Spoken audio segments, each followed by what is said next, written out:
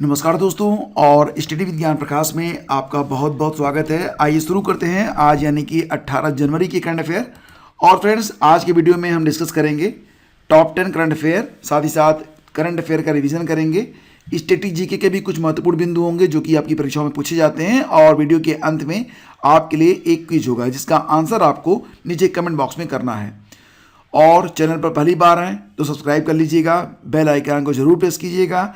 और friends, video पसंद आएगा तब आप इसे लाइक और शेयर करना बिल्कुल भी मत भूलिएगा। तो आइए शुरू करते हैं। हाल ही में 16वें भारत डिजिटल शिखर सम्मेलन 2022 का आयोजन वर्चुअली किस संस्थान ने आयोजित किया है? प्रश्न को फिर से देखिए। क्रम में 16वां है, एडिशन 16।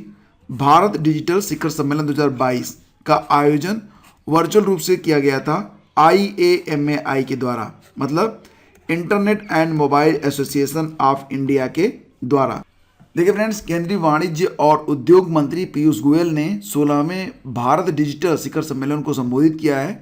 और इसी कार्यक्रम के दौरान पीयूष गोयल ने स्टार्टअप पारिस्थितिकी तंत्र को मजबूत करने के लिए लीप LEAP यानी कि leverage, encourage, access and promote का अनावरण भी किया है।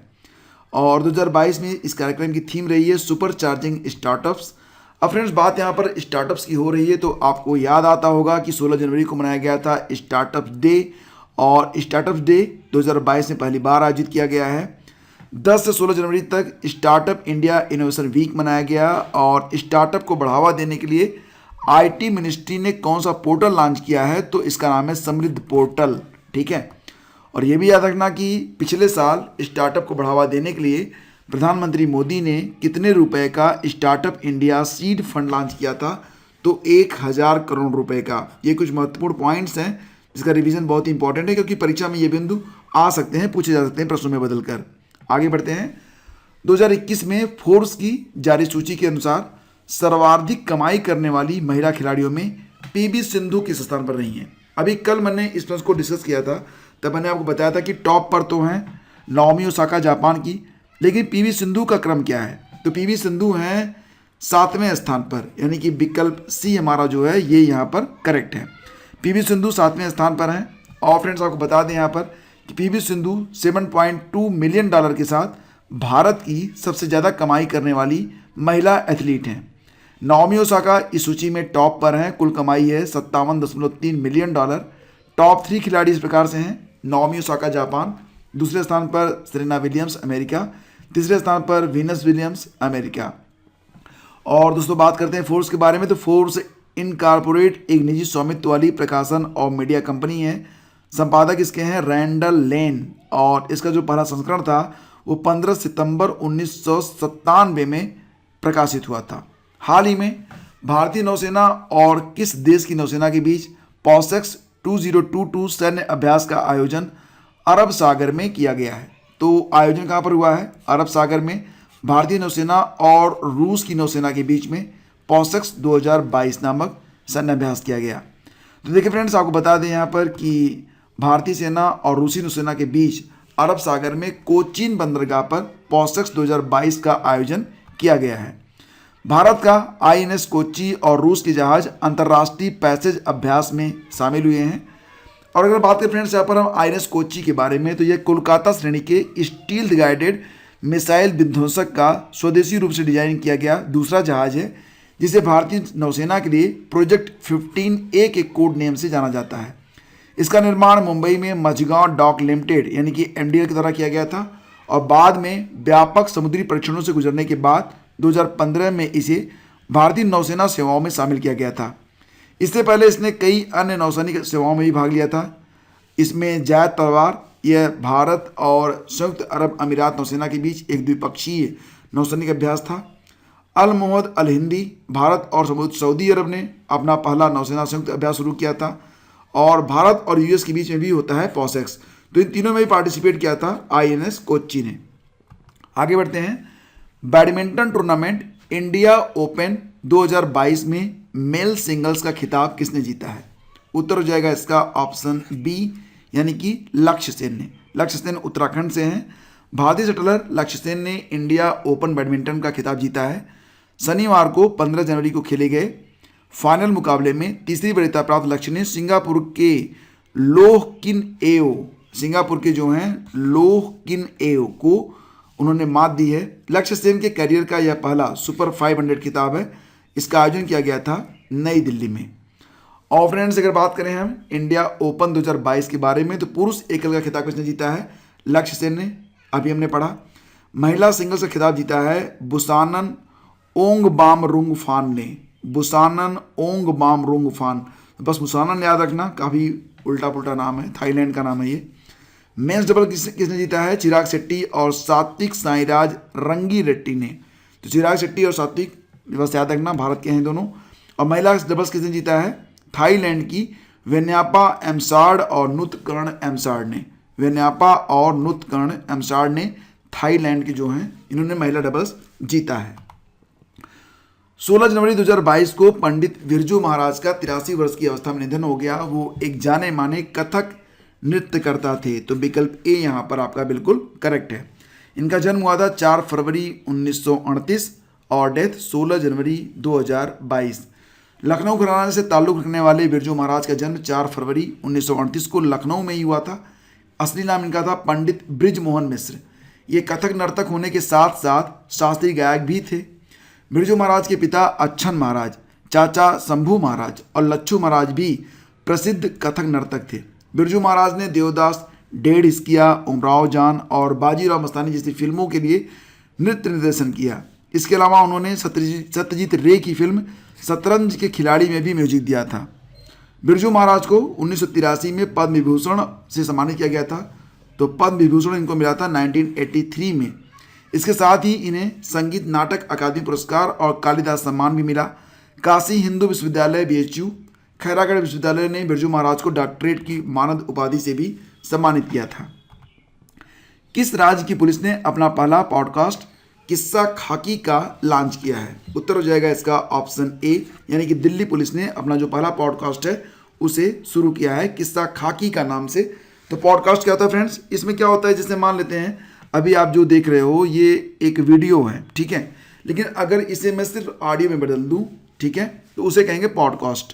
तो पॉडकास्ट का अगर करंट अफेयर आप चाहते हैं तब आप बताइएगा, इसके लिए भी हम एक व्यवस्था कर देंगे ताकि आप जो है मतलब आराम से चलते फिरते कहीं पर भी आराम से लाइव स्ट्रीमिंग करके सुन सको कि आज का करंट क्या रहा।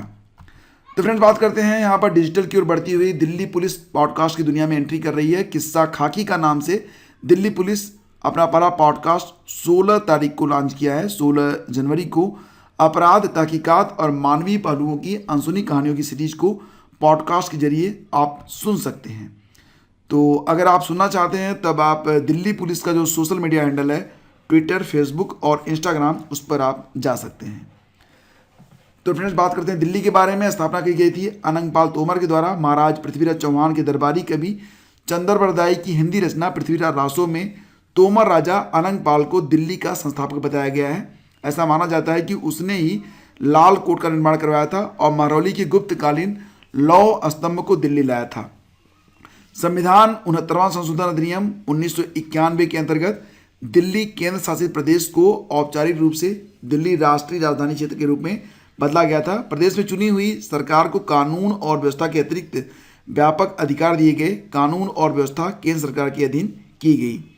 तो दिल्ली में जो कानून व्यवस्था है वो किसके अधीन है? केंद्र सरकार के। मुख्यमंत्री कौन है? अरविंद केजरीवाल। उपराज्यपाल हैं अनिल बैजल।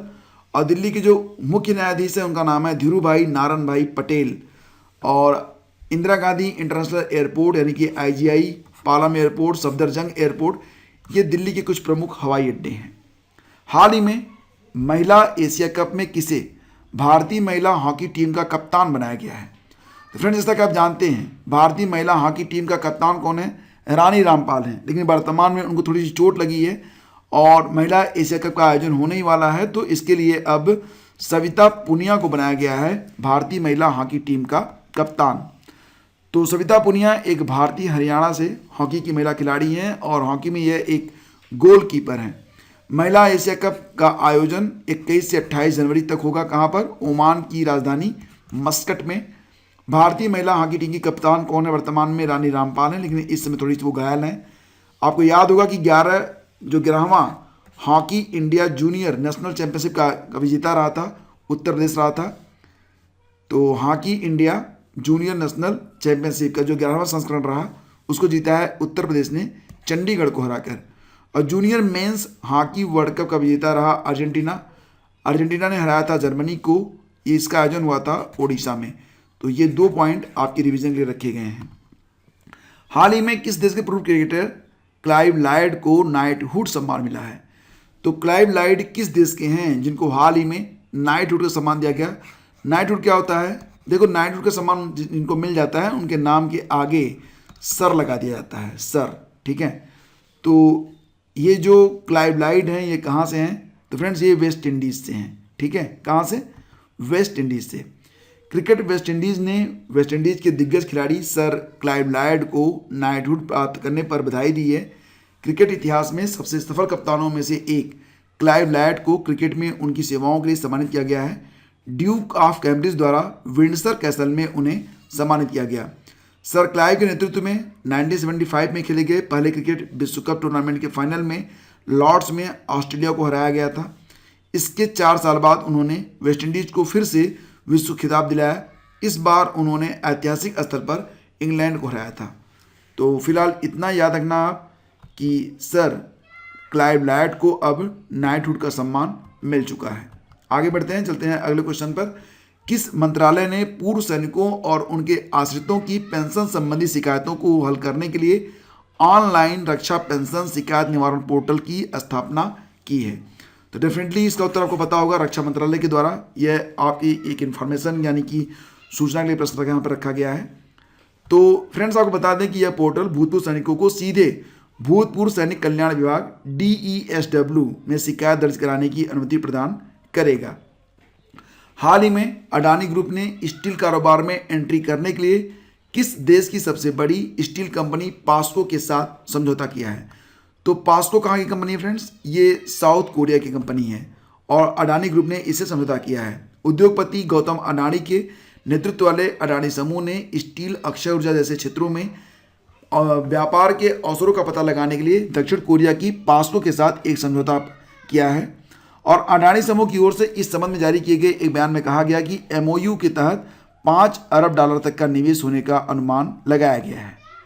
तो फ्रेंड्स ये थे आज के top 10 MCQs of current affair. अब बात करते हैं क्विज की। तो कल का प्रश्न था कि लोसांग महोत्सव किस राज्य का त्यौहार है? इसका उत्तर रहा ऑप्शन ए यानी कि सिक्किम में मनाया जाता है लोसांग महोत्सव। और अब आज का प्रश्न बताइए कि कार्बन डाइऑक्साइड को कैप्चर करने के लिए किसने प्लांट की शुरुआत की थी, यानी कि प्लांट को किसने लगाया था? 4 विकल्प आपके सामने हैं। और देखिए फ्रेंड्स, वीडियो आपको पसंद आता है तब प्लीज़ आप इसे लाइक और शेयर करना बिल्कुल भी मत भूलिएगा। इस वीडियो को और इस चैनल को आपकी हेल्प की बहुत ज़रूरत है और हमें पूरा विश्वास है कि आप हमारी सहायता जरूर करेंगे। तो please do like and share. शीघ्र मिलते हैं आपसे एक नए वीडियो में, तब तक के लिए थैंक यू सो मच।